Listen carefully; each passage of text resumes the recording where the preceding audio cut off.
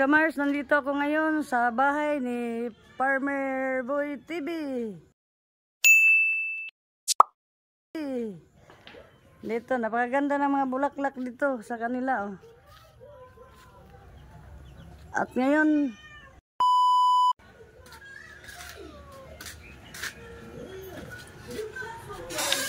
kami sa loob. Ayan, luto na ang manok na niluto namin ni Farmer Boy TV. Tinibok, ito na po. At kakain na po kami ngayon. Ayan po, tinibok na tinulang manok. Bisaya po itong manok na ito. Ayan po. At ang partner ay bahaw, nga kanin. Napakasarap ng bahaw. Ayan. Na. Kakain na po kami.